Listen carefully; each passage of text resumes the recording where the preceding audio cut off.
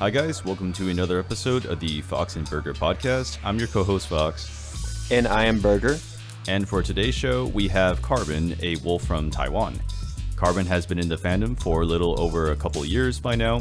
He has served as one of FurPoint staff members back in December of last year.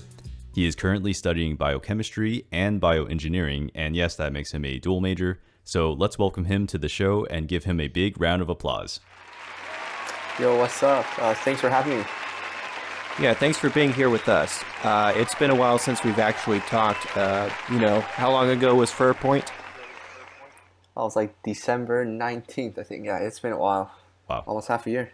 So what we'd like to do first is get to know more about your furry side. So tell us about your Fursona. I'm a wolf, and if you look at my ref sheet, I have purple stripes on my arm and legs, and I guess that's about it. Oh yeah, also along my tail. Yeah. All right. Is there any particular symbolism or meaning behind that? Particular symbolism? Well, actually, funny enough, when I was like creating the Fursona, I was debating between red and blue in terms of color scheme. I was like, you know what? Let's just put both of them together. Purple. Meet in the middle. Mm-hmm. Do you have any strong connections to the red and blue color? I just find them, I guess, aesthetically pleasing. Yeah, like not particularly anything specific. Yes, I like them. Okay. And it seems like on your ref sheet, you also have the hazard symbol of like a paw and your gender and your... Is that demisexual? Gray sexual? Yep. Okay. Yeah, it's demisexual. All right, yeah, cool. It's a common thing in chemistry, and if you've been doing chemistry for long enough, it's ingrained in your mind. Yeah, I thought it'd be a nice way to represent my things about myself. Yeah, sometimes it just appears on like different kinds of containers of like gas and stuff you see outside of, I think, businesses and factories and stuff. Yep. Mm-hmm. And of course, you have to have the OWO. Yes, Yeah. has to be there. I like this. Yeah. Mm-hmm.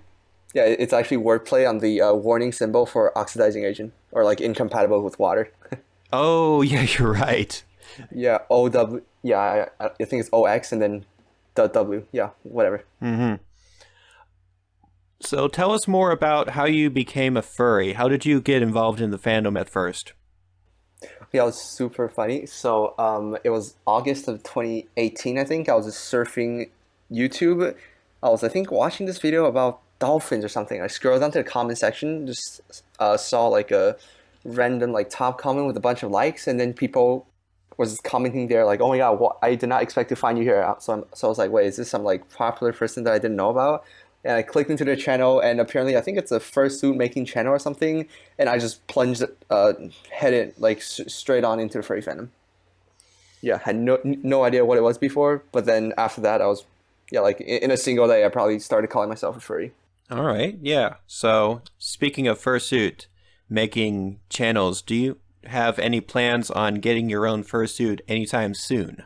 Maybe not anytime soon, but I actually have like DIY'd a mini partial fursuit. Yeah, so I have the paws, I have the sleeves, the leggings, and the tail, but not the head, unfortunately.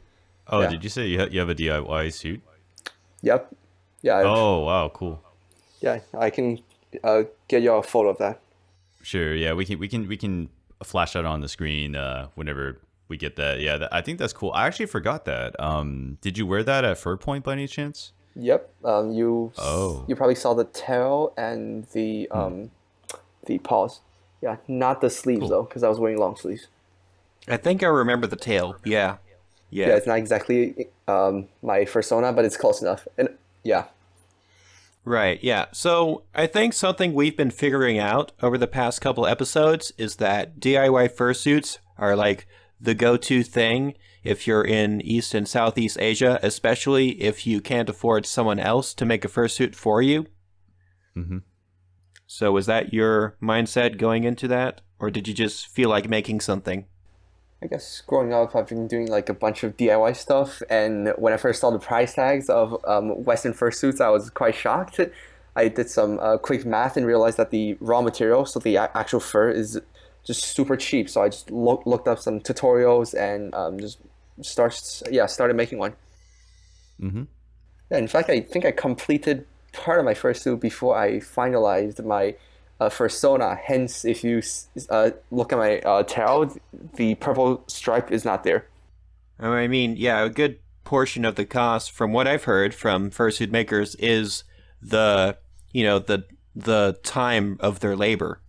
Absolutely. Yeah, I think I was still like back in high school when I started making it, and yeah, I got a bunch of free time.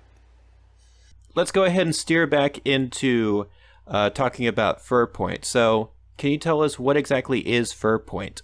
So FurPoint is, I guess, a formal fur meet that was held in December of 2020. It's not exactly your usual furry convention where there's like a dealer's den. It's like a multi-day event, and even with sometimes with like guest of honors and panels. This one is sort of like a single space, a single day, and it's effectively a formalized version of like fur meets you'd see in like America and Europe. Can you remind us when is it held? I think it was held on December 19th. Yeah, right before Christmas. Not too long ago, in my opinion. I mean, it's what, like 3-ish months ago? Yeah, I guess Yeah. 3-4 months ago. It feels like a long time ago, but I don't know. I don't know. I feel like it hasn't been that long. Yeah, and just for the record, guys, me and Burger both went to FurPoint back in December. I believe Burger came a lot earlier than I did. Yeah. I think like, man, did you arrive like at 9 or? I arrived basically at opening, just like what I do with any furry occasion. Yeah, I think you might have gotten it before I did it. Yeah. I mean, it said it started at 9, so I was like, okay, got to show up 5 minutes early. I think I was still like under a really weird sleep schedule, so I ended up coming around like 2 or 3, so I missed like 70% of the con. Yeah, basically. I still kicked myself for that. But the venue was kind of interesting. It was basically just this almost like a restaurant venue that they've converted into like a regular venue for gatherings and meetings and stuff. But it has like all the like nice chic furniture, and like there are a couple of places where people go into tents and hang out. Like you go into a tent inside an underground basement level restaurant bar place and just hang out with your friends. Yeah. I haven't seen that before. Yeah, I'd say it's quite nice. Also, I think a part of that restaurant had a VR area, but we cleared it out for the cosplay area. Right, yeah, I saw the little VR machine. Yeah, unfortunately, they're not compatible with Fursuit. I also kind of want to add to kind of give people a little bit more context, and Burger and Carbon, you guys can add on if you wish. But since Infinity was not held last year, Infinity was not held in 2020, this kind of gave way for other FurCons to appear. And I believe FurPoint was one of the FurCons. The other one was FurMit back in Taiwan, I believe. And so FurPoint was one of those cons that kind of appeared, and it kind of gave people an option, actually. So I kind of find that interesting, where it's like I think people's idea was that it was mainly Infinity, but it's kind of cool to see other FurCons pop up in Taiwan, because like I said, it was mainly Infinity that like that's what comes to my mind, I think, when you talk about like Taiwanese FurCons. And I know there are other things like anime conventions or doujinshi cons, but I feel like that's a different category, and that might be a different discussion for a different time. But I just wanted to like add that to just provide a little bit more context. The only thing I want to add now is the way they did badges. So I'm holding mine up right now, and basically on the little registration sheet that you filled out on like Google Forms or whatever, they ask for like pictures of your Fursona, like a ref sheet. And they have like 2 different pictures that they pick, like 1 or 2, on the front and the back side. And they label your whatever handle you want to have. Like mine is just my online handle, Lightning Runner. It's labeled me as a fursuiter. On the back it shows my Twitter handle. And they also had little flags depending on which country you came from. So they stuck an American flag on mine. Yeah, so I know that in other cons, like you mentioned the flag, right? In other cons, I think they have like these man, what are they called? These like these small like ribbon kind of things. Maybe I'll try to flash an image if I can find one. Where it's like I am from the U.S. or I am from Japan, or like I speak Japanese, I speak English, I speak X. I don't think FurPoint did that, but I mean I've also seen that as like a another way of identification, which I think is interesting. I did not see that at Furmit, interestingly enough. It's a thing at Infernity, and I believe it's also a thing at Titles. Like I said, I can flash an image of like what that ribbon thing looks like. But going back to FurPoint though, one thing that made FurPoint kind of stand out for me at least was the dress code.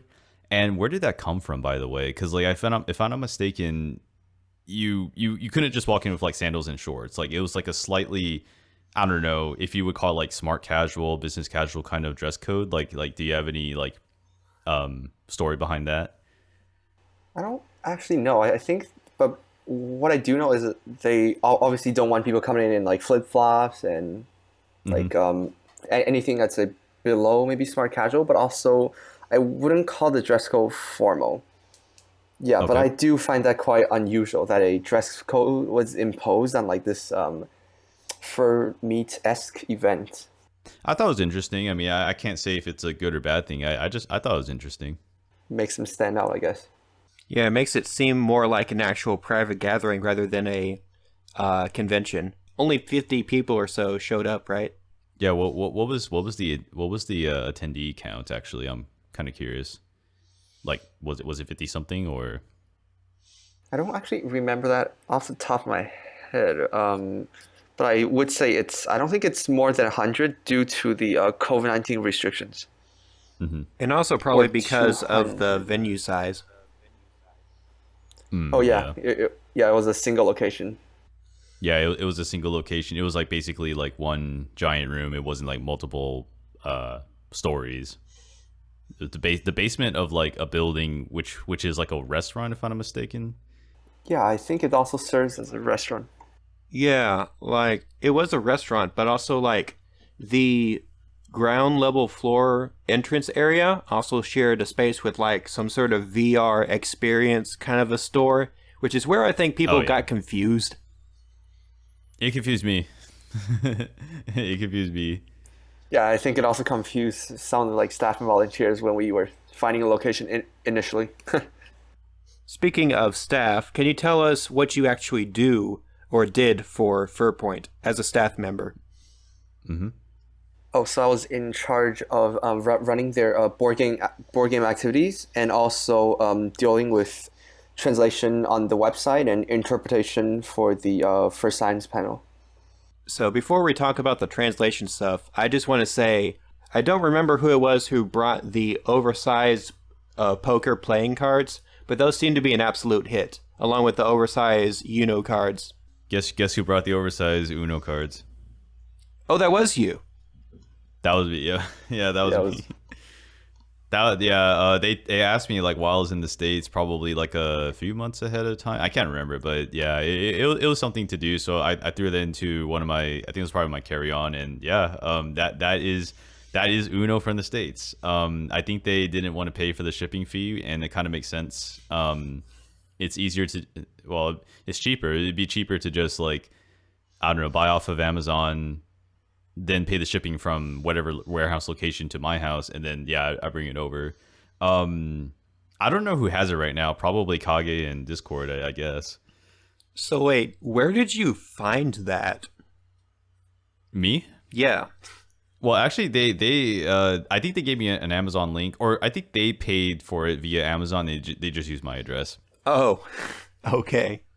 Yeah, so it's like cheaper to ship it from like whatever warehouse it is to my house. Rather than from the U.S. to Taiwan, basically. Yeah. But going on to other board game and tabletop games, were there a lot of people that actually played all of the board games and tabletop games?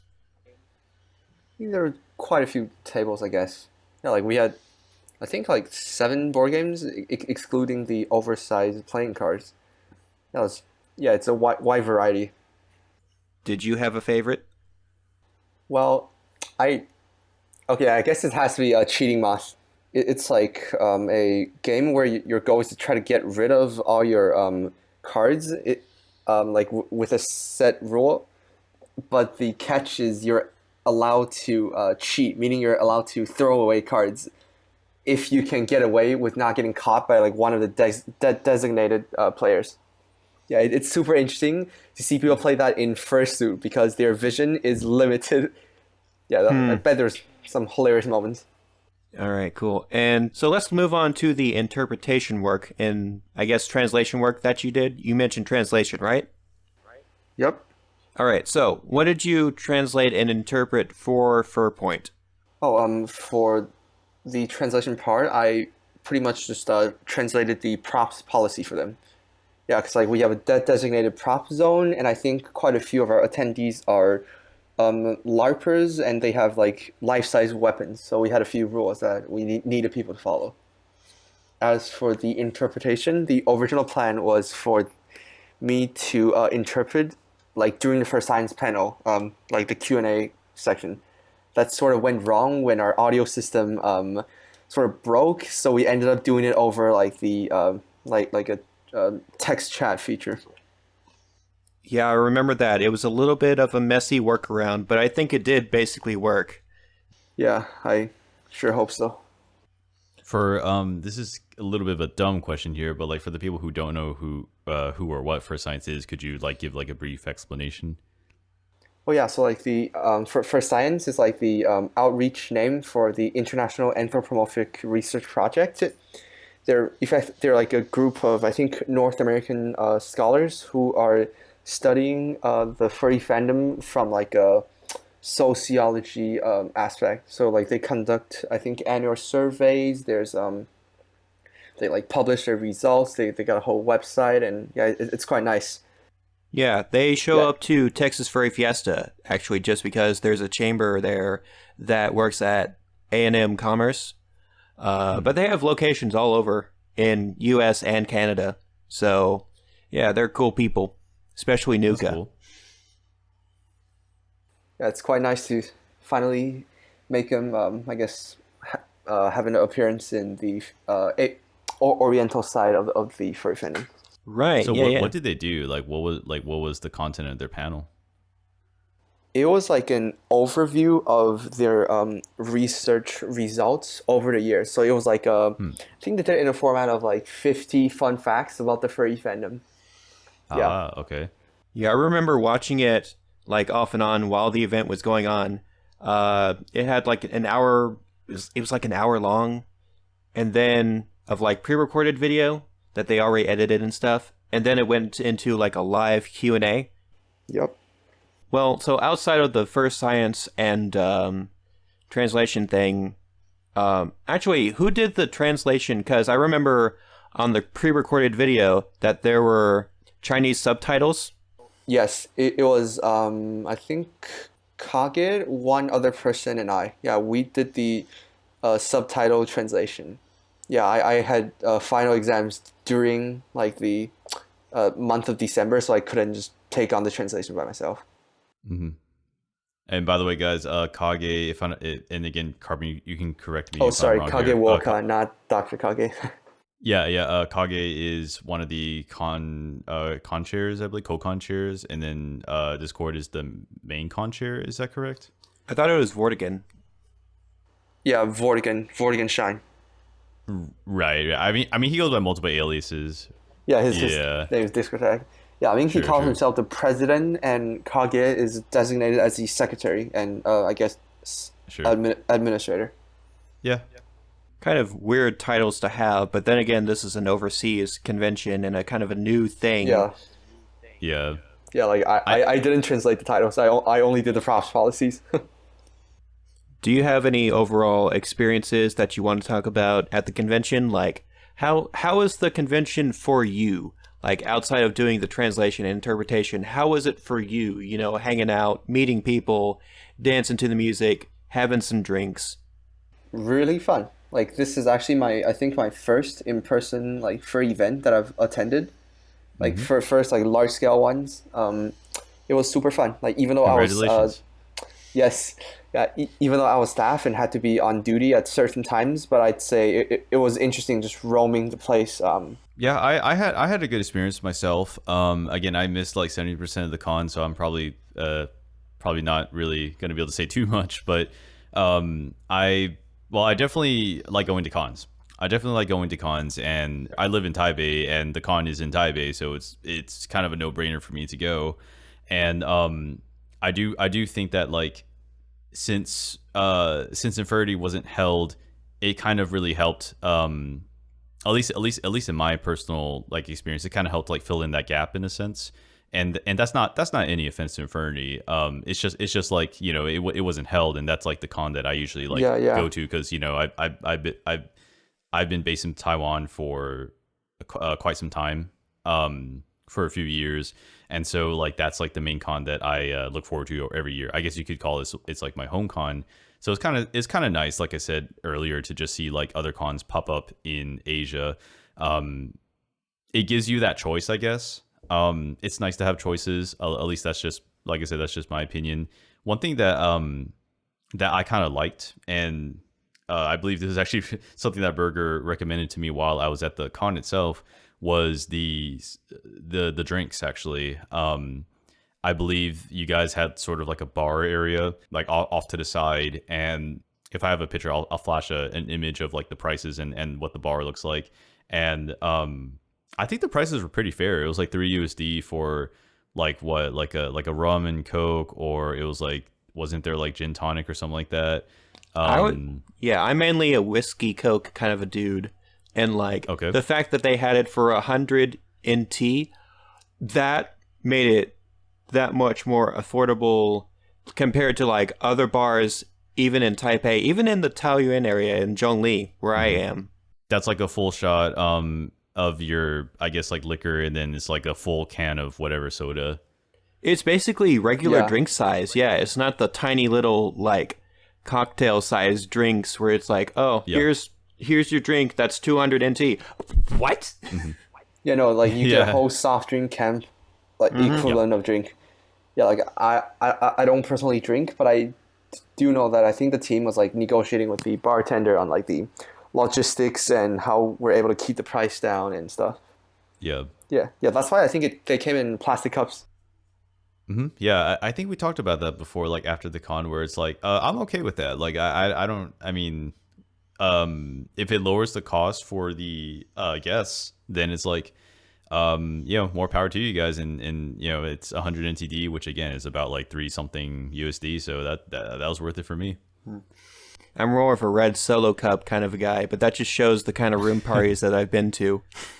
Yeah, even I know what that is. I wanted to kind of go back to the interpreting for FurScience, if that's okay.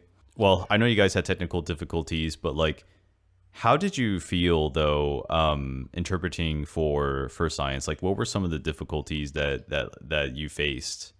It was definitely interesting. It's my first time doing like interpreting at a official event. Yeah, my only other experience was like at a, I think like middle of nowhere in like a mountain in China and something. I was like interpreting for a tourist group. But yeah, this Did they ever give you like a script or anything to work from, or is it just like entirely like, you know, like a like site kind of? Yeah, no, everything was on. Yeah, everything was on the spot. Wow. I mean, I wasn't there for it, but it seemed like you did a decent job. Or like, how do you feel? Well, I didn't really do that much interpretation during the first science panel because of the audio difficulties, but I did translate like between. So what happened was I think the audio system was creating a feedback loop. So whenever I speak to the first science people, it will just get looped and get super loud here on the speakers here in Taiwan. So I had to type out my translations. So I guess you could say it's like consecutive interpretation, but I type out my I type out the translations. Sure.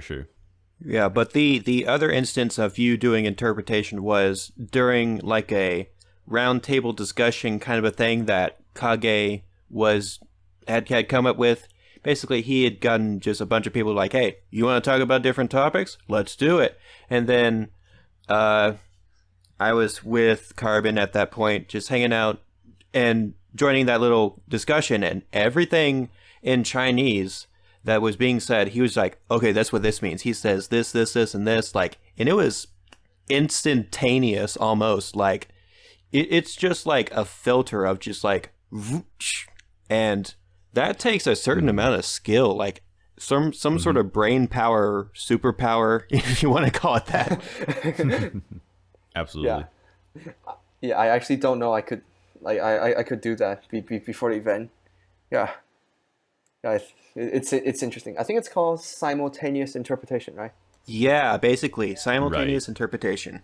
Yeah, it was super fun though. It was like extreme exercise of the mind. I was trying to race against their speech speed to like find the right word. Mm-hmm. Had a follow-up question then. I know we talked a little bit about this before, but which do you find harder, English to Chinese or Chinese to English? It could be for either translation or interpretation. I'd say in both cases, I would find English to Chinese harder. Yeah, like, and in terms of translation, part of it's because I am more used to an English keyboard, so I actually type faster on an English keyboard. And also, I think it has to do with, I don't know if there's a word for it. It's almost like the rigidity of the language, and that in English, it's easier to paraphrase. So, like, from Chinese to English, it's easier to find a equivalent in your target language. But English to Chinese, you like the grammar structure is more rigid, and it's also, I guess, the vocabulary is more fixed. Yeah, I don't know if it makes sense. I'm trying. It's interesting because, like, from when I hear from what I mean, it's interesting you say that. I'm not saying that you're wrong. I mean, there are no wrong answers in this. We're just asking questions. But from what I hear from when I was learning Chinese with back at MTC with my other classmates, something we discovered is that, like, grammar tends to be a little bit more free in some cases in the Chinese language. But I think I know what you mean. Like, there's a certain level of rigidity, though. There is a certain. I don't know how to describe it either. Okay. Maybe it has to do with, like, sorry, I think lexically parsed. Yeah, this is some like linguistic stuff that I somehow learned in in computer science class. But yeah, it's like the ability to break down each word in a sentence and have logic link them together, I think.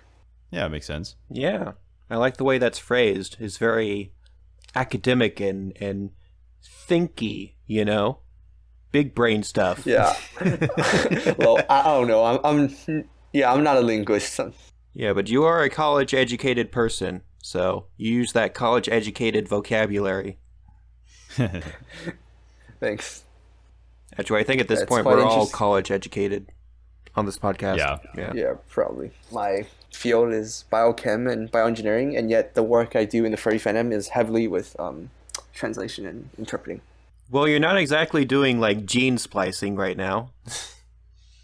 Not really, but oh boy, I've been asked multiple times when I tell people I do bioengineering about TF actually. Yeah. That's the first time I heard that. No, yeah, no joke. They just asked me about it. I was actually at one point, like, I was discussing with the FurPoint staff. I was explaining to them the actual bioengineering behind, like, splicing in a gene of, yeah, like, regarding to, like, animal human TF stuff. Yeah, it was interesting. Yeah. Speaking of which, can you tell us more about the Taiwanese furry fandom? How would you describe them? So I think compared to the Western furry fandom, which I'm almost more experienced with, because I've been lurking online around there, I'd say the Taiwanese furry fandom is, like, compared to normal Taiwanese people, obviously a lot more open about certain things. But if you compare that to the Western fandom, I think there's still things that can be viewed as more conservative. Like, for example, bodily contact, more specifically hugs. I think they're quite common in any American or European cons. Like, the hug has pretty much become the universal furry greeting, right? Correct me if I'm wrong, but You're right, yeah. During FurPoint, there wasn't. Yeah, I did not see that phenomenon. Yeah. Unless you're like fursuiter to fursuiter. Yeah, even fursuiter to fursuiter, it was less spontaneous. Yeah. Okay. That kind of runs counter to my experience, but okay, that's good though. I mean, like it's always good to have different opinions and different perspectives. Yeah, I'm not saying fursuit suitors are less spontaneous compared to like non-suitors. I'm saying compared to like the Western fursuiters. So, just something I've noticed about Taiwanese society. This may apply to other Asian societies as well, but like, I'll give my coworkers as an example. Like, Okay. they work in the same cram school, and they seem to like be very close, working together. You know, coworkers and all that. And they hang out with each other quite a bit, and even on like private occasions outside of work, they're just like, "Oh, I'm bringing this person along. Oh, okay, interesting. So it's going to be more of a 3-person trip more than a 2-person trip." Eventually, I learn not only are they very close friends, they're in a relationship. Not once have I seen them hold hands, kiss, like they walk close to each other, but like there's just no outward signs of affection that they give each other. Yeah, it's much more subtle. I want to add to that though, and we talked about this before, and again, just to add more information to the pool though, but like at my university, I see couples doing that, so I just wonder if it's like an age kind of thing, because I've seen like guy-girl couples around NTNU like holding hands. Like it's actually kind of common. Like I can almost see every time I walk to class. Yeah, it's probably a generational thing. So let's talk a little bit more about the Taiwanese fandom in general, actually. So what other, outside of just social behaviors and such, like, is there one that you prefer over the other? Not like, I like these people, these other people, they can go away, but like, which one do you think you like hanging out with more? Well, I haven't really hung out with neither of them that much, so I can't really say if I'll prefer one group over the other. But in terms of online interactions, I like for the past few months, I've actually mostly been interacting with just the Taiwanese furries. But then that's also biased because I'm not physically in the U.S. and obviously there's time zones. Yeah, but like I do envision that once I head to the U.S., I'll be interacting with them a lot more. Oh yeah, to give you all background, I am supposed to be in university in California, but due to COVID-19, I've been stuck in Taiwan for the past year. Yeah, Right. so I'm in a limbo. So Michael, you are also kind of in that limbo as well, or almost in that limbo. Yeah, I was in that limbo where it was like again, just a little refresher for the audience. I actually started becoming furry in Taiwan in 2017, and then when I came back to the States in 2019, it was that weird limbo state where it's like I was in Texas, right? And even though I'm from the US, I actually didn't know very many US furries. And it was just a little bit hard to integrate, and everyone kind of knew each other. I don't really classify myself as extremely extroverted. I don't know if I give people tell me I'm quite extroverted, but I think it's one of those fake it till you make it kind of things, honestly. So I was definitely in that limbo state where it's like I'm not really a Taiwanese fur. I'm definitely an American fur, like culturally speaking, but it's just weird because I didn't have a lot of Texas furry friends or US furry friends. But I think for Carbon, like just to kind of throw the mic back to you, like you have to remind me. You said for the longest time you had kind of like lurked in the fandom, but then for you as well, you started being like a furry in Taiwan, right?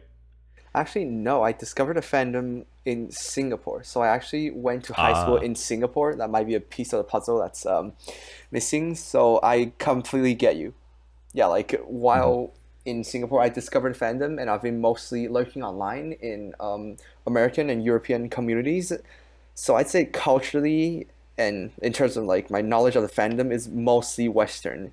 And then COVID-19 stranded me in Taiwan for a year. So I'm now in this limbo of like I speak their language. I was born and raised there, but I'm also a furry, but then I don't know that many Taiwanese furs.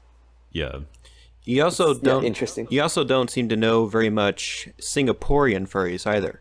Oh yeah, no, I wouldn't call myself a Singaporean fur. Yeah, there's no way. No. Like, I mean, I remember we talked about this before, but yeah, you never even went to LAFC. Yeah, no, I think LIFC every year clashes with, I don't know, something. Yeah, it's Well, it was only for 1 year anyway. It was only 1 year oh, in and also 2019. yeah, also Infinity. I think that clashes with my classes every Oh, year. Yeah, I oh still dang. remember being like days off because like I sometimes would return to Taiwan in during the autumn break, and I still remember like missing Infinity by like, I don't know, 48 hours, 24 hours. I don't know if we were in Singapore at the same time. Were you there in 2019 or? Yep, I was there. I think Oh, okay. from Okay. 2015, 16. Yeah, 2015 to 16. no, starting from 15 to 16, and I only Oh, returned to Taiwan actually June sure. 2020. Yeah, Okay. yeah. So my Um, exposure to the Taiwanese side of the fandom is quite recent. it's interesting that we've all gone to Singapore at some point, but have never met each other face to face in Singapore. I mean, I only went there as part of a vacation thing that I was doing after my contract break in mainland China. That's where I met up with Holud and his friends and boyfriend and stuff. So, Oh, Snares. yeah. Hollywood Snares, right? Yeah, yeah. Love those guys. Hope to have them on the show later. Okay, so we're about to wrap things up, but let's do one last question before we do that. Can you tell us more about any future plans you have with translation or interpretation? I guess it's a nice skill set to have, and while I don't plan to like make a living out of it, it is, guess you just say it's nice to have this skill set like in the background in cases where I will need to bridge communications between the I guess Oriental and Western side of the fandom. It is definitely handy. Like in fact, currently I'm helping the International Anthropomorphic Research Project translate their surveys. Yeah, it's a super long ongoing thing. I haven't finished it. It's a super long survey, but hopefully once that's done, their research can finally branch into Asia. Mm. Mm. So, actually, to add on to that, how is it trying to find translations for like more scientific terms? I'd say for scientific terms, it might actually be easier because a lot of the proper nouns, the translations are established. I mean, by scientific, I'm talking about STEM, not like furry science, because in the case of furry science, there are a lot of vocabulary that lacks the translation. For example, in Chinese, there is no distinction between Therians and otherkins, and that is a major problem I'm trying to deal with when translating the survey. I mean, they are similar subcultures, so yeah, that would make sense, but yeah, that does sound tricky. Mm-hmm. Yeah, because in the survey, they do clearly distinguish between those two. I guess as a little linguistics thing, do you have like a favorite translated thing? Like, what's your favorite word that you've translated from English to Chinese or from Chinese to English? My favorite word. Wow. Like I don't know. phrase or thing, a word? For the FurScience talk, the Chinese subtitle, I did have a tentative term that distinguished between Therians and otherkins, but that one is not official though. Would that be appropriate? Yeah, it should be fine. Yeah, you might remember this from FurPoint. It's a 受魂认同者. It literally translates to a person that agrees with a furry. So Oh. yeah, it's I'd say it's a nice translation. Yeah, like the team came up with it, not just me though. Okay.